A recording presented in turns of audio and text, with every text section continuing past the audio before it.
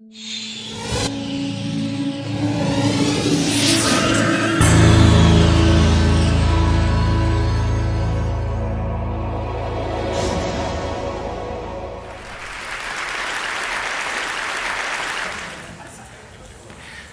splendid music, the coming in music, the Elephant March from Aida, is the music I've chosen for my funeral. And you can see why it's triumphal. I won't feel anything, but if I could, I would feel triumphal at having lived at all, and at having lived on this splendid planet, and having been given the opportunity to understand something about why I was here in the first place before not being here. Can you understand my quaint English accent? Okay. Like everybody else, I was entranced yesterday by the animal session, Robert Full and Franz Lanting and others, the beauty of the things that they showed. The only slight jarring note was when Jeffrey Katzenberg said of the Mustang, the most splendid creatures that God put on this earth. Now, of course, we know that he didn't really mean that, but in this country at the moment, you can't be too careful. I'm a biologist, and the central theorem of our subject, the theory of design, Darwin's theory of evolution by natural selection, in professional circles everywhere, it's of course universally accepted. In non-professional circles outside America, it's largely ignored.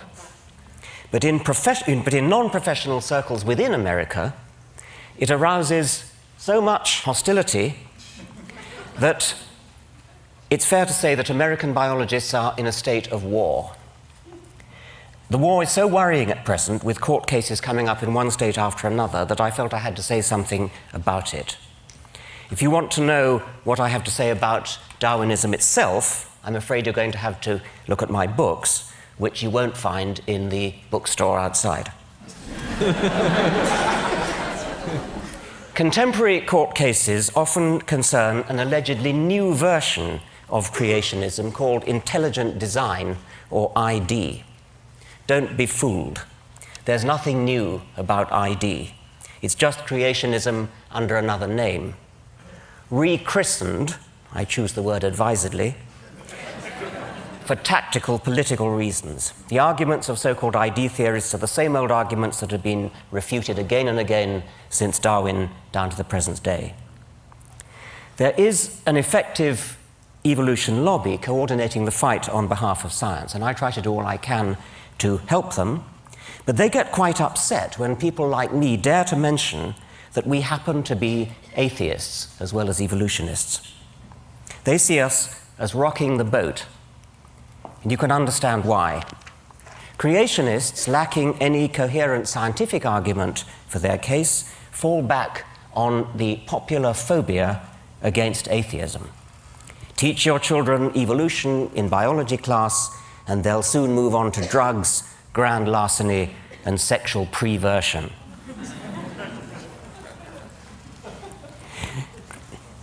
In fact, of course, educated theologians from the Pope down are firm in their support of evolution. This book, Finding Darwin's God, by Kenneth Miller, is one of the most effective attacks on intelligent design that I know, and it's all the more effective because it's written by a devout Christian. People like Kenneth Miller could be called a godsend to the evolution lobby, because they expose the lie that evolutionism is, as a matter of fact, tantamount to atheism. People like me, on the other hand, rock the boat. But here I want to say something nice about creationists. It's not a thing I often do, so listen carefully. I think they're right about one thing. I think they're right that evolution is fundamentally hostile to religion. I've already said that many individual evolutionists, like the Pope, are also religious, but I think they're deluding themselves. I believe a true understanding of Darwinism is deeply corrosive to religious faith. Now, it may sound as though I'm about to preach atheism, and I want to reassure you that that's not what I'm going to do. In an audience as sophisticated as that, as this one, that would be preaching to the choir. No, what I want to urge upon you instead, what I want to urge upon you is militant atheism.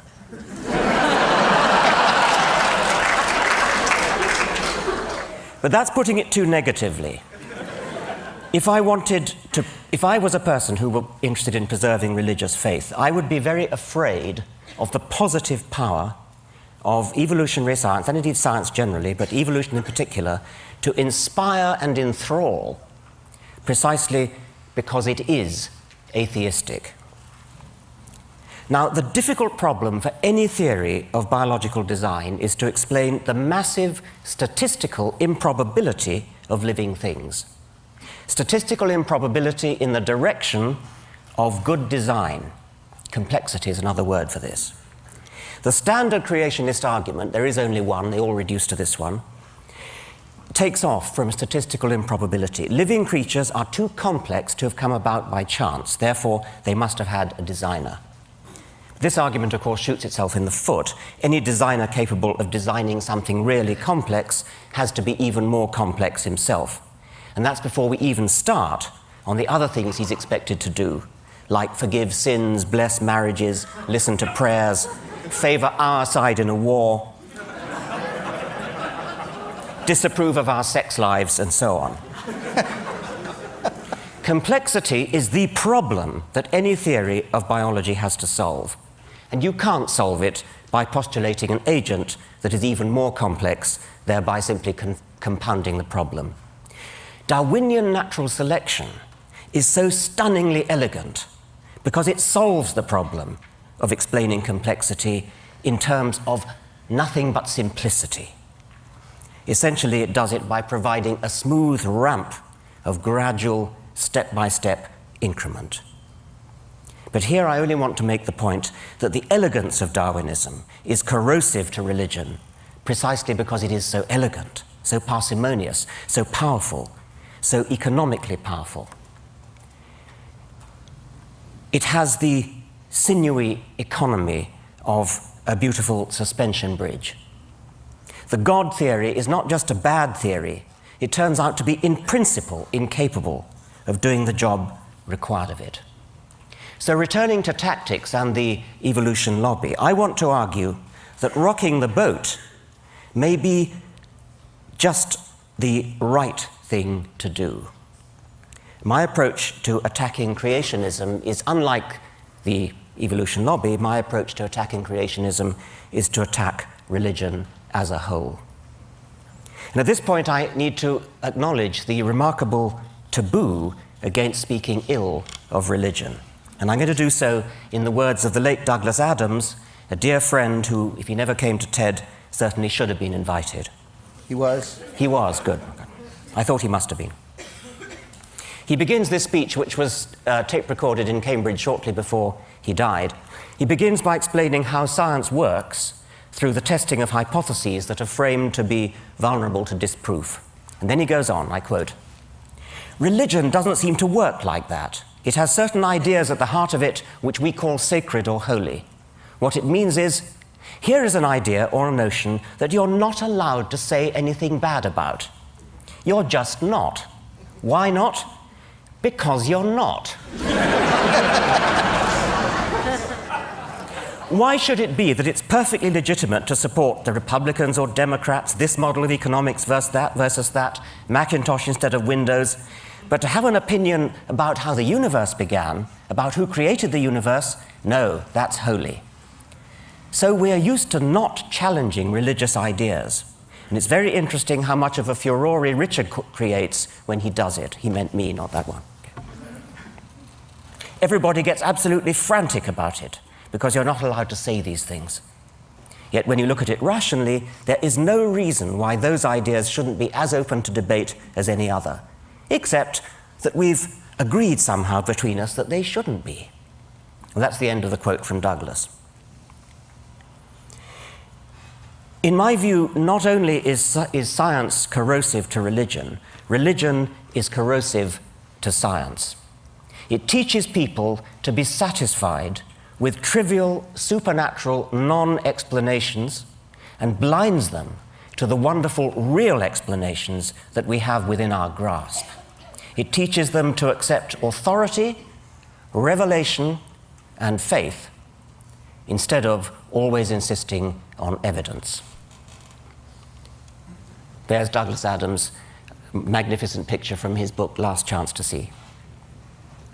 Now, there's a typical scientific journal, the Quarterly Review of Biology, and I'm going to put together, as guest editor, a special issue on the question, did an asteroid kill the dinosaurs? And the first paper is a standard scientific paper presenting evidence. Iridium layer at the KT boundary, potassium argon-dated crater in Yucatan, indicate that an asteroid killed the dinosaurs. Perfectly ordinary scientific paper. Now, the next one. The President of the Royal Society has been vouchsafed a strong inner conviction that an asteroid killed the dinosaurs. It has been privately revealed to Professor Huxtane that an asteroid killed the dinosaurs.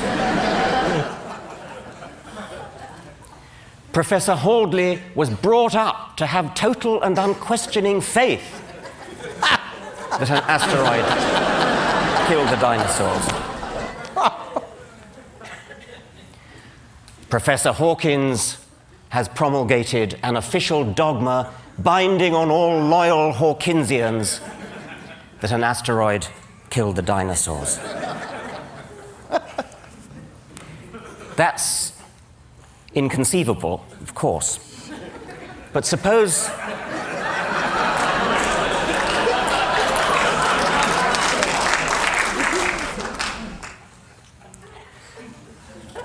in 1987, a reporter asked George Bush Sr. whether he recognized the equal citizenship and patriotism of Americans who are atheists. Mr. Bush's reply has become infamous. No, I don't know that atheists should be considered citizens, nor should they be considered patriots. This is one nation under God. Bush's bigotry was not an isolated mistake blurted out in the heat of the moment and later retracted. He stood by it in the face of repeated calls for clarification or withdrawal. He really meant it.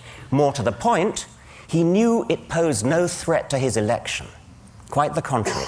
Democrats, as well as Republicans, parade their religiousness if they want to get elected. Both parties invoke one nation under God. What would Thomas Jefferson have said? Incidentally, I'm not usually very proud of being British, but you can't help making the comparison.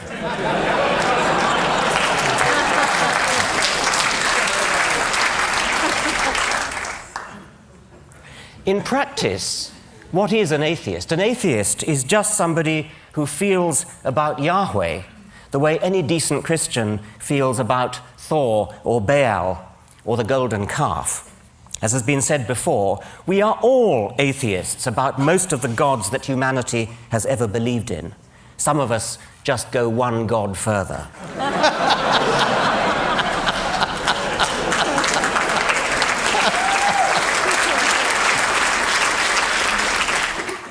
And however we define atheism, it's surely the kind of academic belief that a person is entitled to hold without being vilified as an unpatriotic, unelectable non-citizen. Nevertheless, it's an undeniable fact that to own up to being an atheist is tantamount to introducing yourself as Mr. Hitler or Miss Beelzebub. And that all stems from the perception of atheists as some kind of weird, way-out minority. Natalie Angier wrote a rather sad piece in The New Yorker saying how lonely she felt as an atheist. She clearly feels in a beleaguered minority. But actually, how do American atheists stack up numerically? The latest survey makes surprisingly encouraging reading. Christianity, of course, takes a massive lion's share of the population, with nearly 160 million.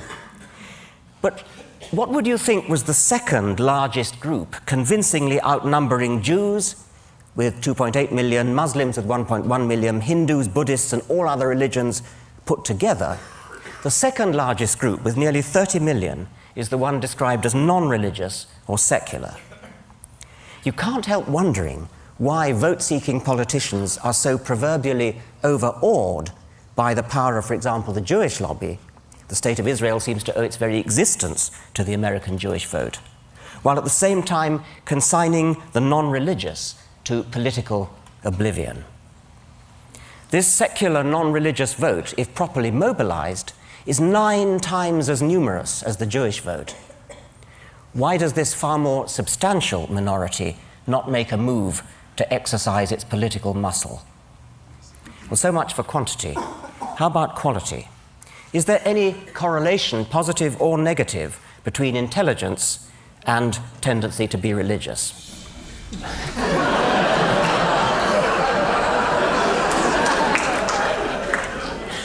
The survey that I quoted, which is the ARIS survey, didn't break down its data by socioeconomic class or education or IQ or anything else.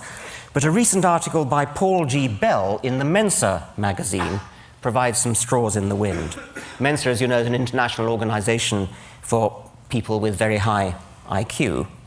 And from a meta-analysis of the literature, Bell concludes that, I quote, of 43 studies carried out since 1927 on the relationship between religious belief and one's intelligence or educational level, all but 4 found an inverse connection.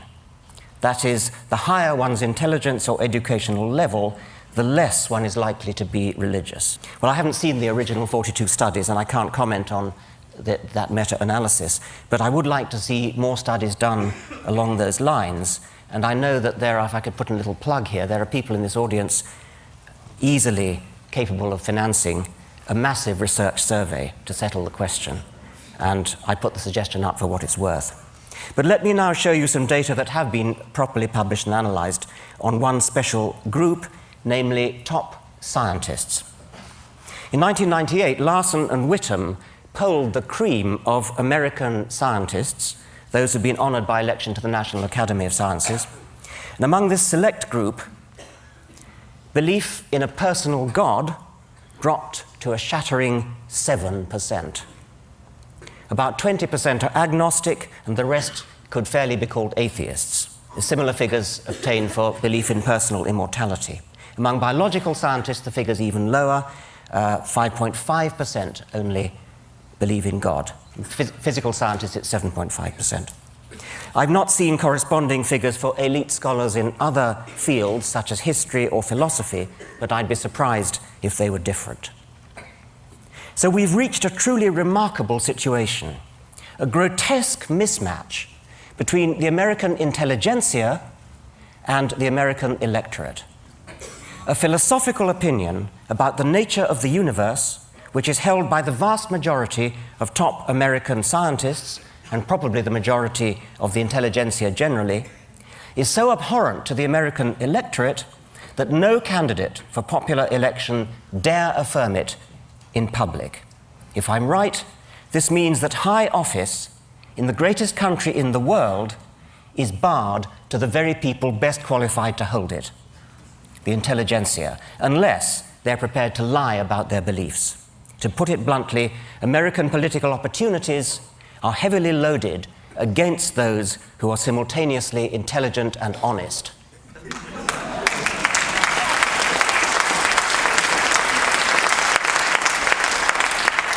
I'm not a citizen of this country, so I hope it won't be thought unbecoming if I suggest that something needs to be done. I've already hinted what that something is. From what I've seen of TED, I think this may be the ideal place to launch it. Again, I fear it will cost money. We need a consciousness-raising, coming-out campaign for American atheists. This could be similar to the campaign organized by homosexuals a few years ago, although heaven forbid that we should stoop into public outing of people against their will. In most cases, people who out themselves will help to destroy the myth that there is something wrong with atheists. On the contrary, they'll demonstrate that atheists are often the kinds of people who could serve as decent role models for your children, the kinds of people an advertising agent could use to recommend a product, the kinds of people who are sitting in this room. There should be a snowball effect, a positive feedback, such that the more names we we have, the more we get. There could be nonlinearities, threshold effects. When a critical mass has been obtained, there's an abrupt acceleration in recruitment. And again, it will need money. I suspect that the word atheist itself contains or remains a stumbling block, far out of proportion to what it actually means, and a stumbling block to people who otherwise might be happy to out themselves. So what other words might be used to smooth the path, oil the wheels, sugar the pill? Darwin himself preferred agnostic, and not only out of loyalty to his friend Huxley, who coined the term. Darwin said, "I have never been an atheist in the same sense of denying the existence of a God. I think that generally an agnostic would be the most correct description of my state of mind." He even became uncharacteristically tetchy with Edward Aveling.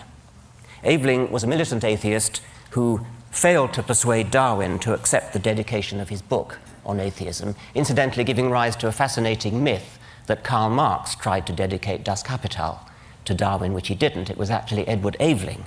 What happened was that Aveling's mistress was Marx's daughter, and when both Darwin and Marx were dead, Marx's papers became muddled up with Aveling's papers, and a letter from Darwin saying, "My dear sir, thank you very much, but I don't want you to dedicate your book to me," was mistakenly supposed to be addressed to Marx. And that gave rise to this whole myth, which you've probably heard, it's sort of urban myth, that Marx tried to dedicate Capital to Darwin. Anyway, it was Aveling, and when they met, Darwin challenged Aveling. "Why do you call yourselves atheists?" "Agnostic," retorted Aveling, "was simply atheist writ respectable, and atheist was simply agnostic writ aggressive." But Darwin complained, "But why should you be so aggressive?" Darwin thought that atheism might be well and good for the intelligentsia, but that ordinary people were not, quote, ripe for it, which is, of course, our old friend, the "don't rock the boat" argument. It's not recorded whether Aveling told Darwin to come down off his high horse. But in any case, that was more than 100 years ago. You'd think we might have grown up since then. Now, a friend, an intelligent, lapsed Jew, who incidentally observes the Sabbath for reasons of cultural solidarity, describes himself as a tooth fairy agnostic. He won't call himself an atheist because it's in principle impossible to prove a negative, but agnostic on its own might suggest that God's existence was therefore on equal terms of likelihood as his non-existence. And so my friend is strictly agnostic about the tooth fairy, but it isn't very likely, is it? Like God. Hence the phrase tooth fairy agnostic. Bertrand Russell made the same point using a hypothetical teapot in orbit about Mars. You strictly have to be agnostic about whether there is a teapot in orbit about Mars, but that doesn't mean you treat the likelihood of its existence as on all fours with its non-existence. The list of things which we strictly have to be agnostic about doesn't stop at tooth fairies and teapots, it's infinite. If you want to believe one particular one of them, unicorns or tooth fairies or teapots or Yahweh, the onus is on you to say why. The onus is not on the rest of us to say why not. We who are atheists are also a-fairyists and a-teapotists. But we don't bother to say so. And this is why my friend uses tooth fairy agnostic as a label for what most people would call atheist. Nonetheless, if we want to attract deep down atheists to come out publicly, we're going to have to find something better to stick on our banner than tooth fairy or teapot agnostic. So how about humanist? This has the advantage of a worldwide network of well-organized associations and journals and things already in place. My problem with it is only its apparent anthropocentrism. One of the things we've learned from Darwin is that the human species is only one among millions of cousins, some close, some distant. And there are other possibilities like naturalist, but that also has problems of confusion because Darwin would have thought naturalist. Naturalist means, of course, as opposed to supernaturalist, and it is used sometimes. Darwin would have been confused by the other sense of naturalist, which he was, of course, and I suppose there might be others who would confuse it with nudism. Such people might be those belonging to the British lynch mob, which last year attacked a paediatrician in mistake for a paedophile.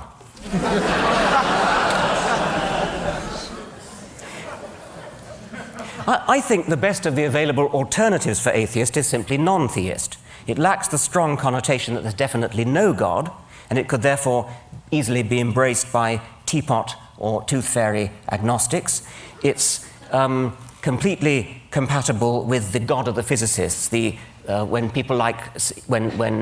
atheists like Stephen Hawking and Albert Einstein use the word God, they use it, of course, as a metaphorical shorthand for that deep, mysterious part of physics which we don't yet understand.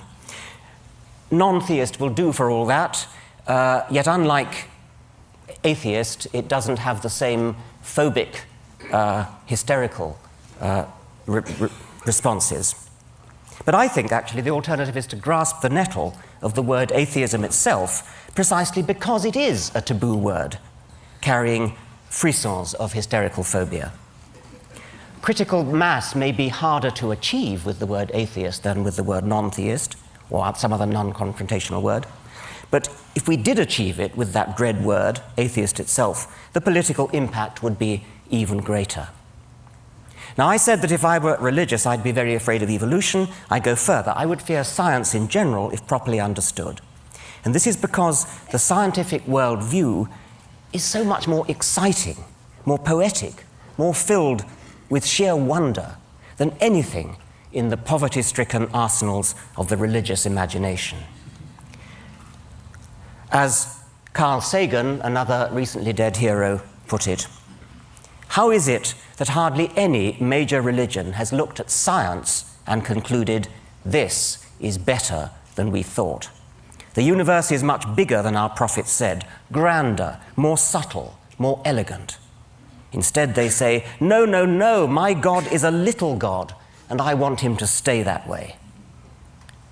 A religion, old or new, that stressed the magnificence of the universe, as revealed by modern science, might be able to draw forth reserves of reverence and awe hardly tapped by the conventional faiths.